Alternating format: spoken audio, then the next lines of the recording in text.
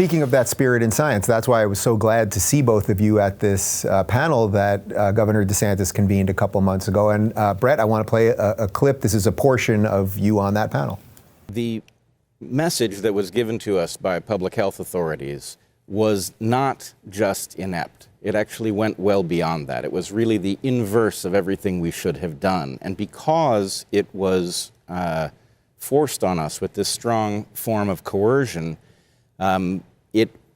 it was widely accepted because people didn't have a choice. But what we don't often talk about, we do talk now about the adverse events, for example, of these so-called vaccines, but what we don't talk about is the question of what would have happened if we had taken a different path. So, Bret, what would have happened if we had taken another path? I could probably be convinced that if we had done absolutely nothing, things would have been much better. Now, when we see all the psychological problems that young people are having all of the depression, the collapse in the education system, you know, literally 5-year-olds who are having delayed speech now because of masks. I mean, the litany and the list goes on and on.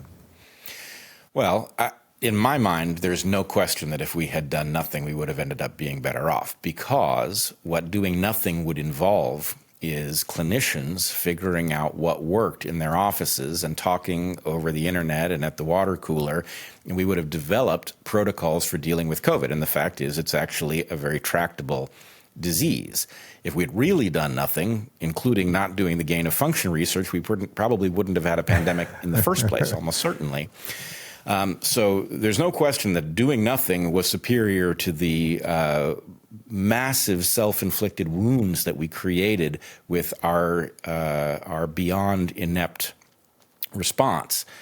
As to Jay's point, I don't disagree with you, Jay, about the fact that we can get back to a proper scientific culture, but where you and I might disagree is that I can't see us doing it in less than a generation.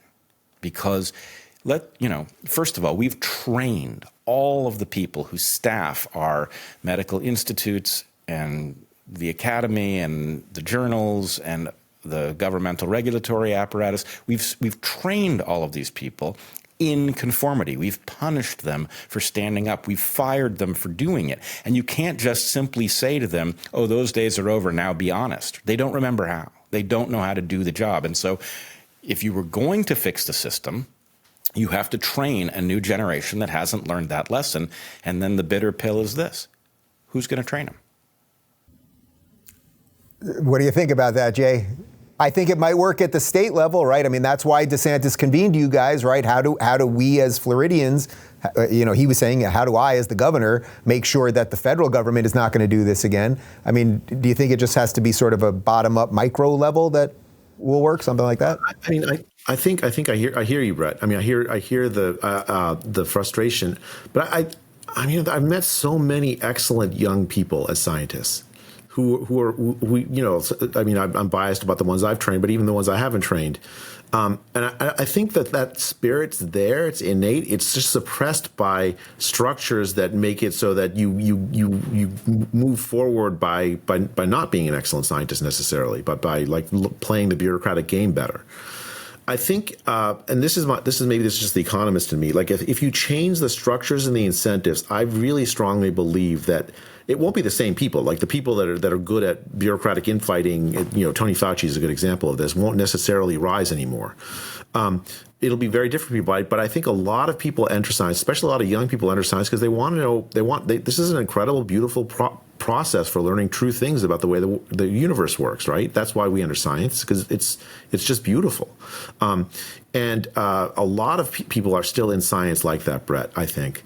And I don't believe that we have to retrain them. I think we just have to give them the right incentives, and then they'll do the right thing, at least some of them.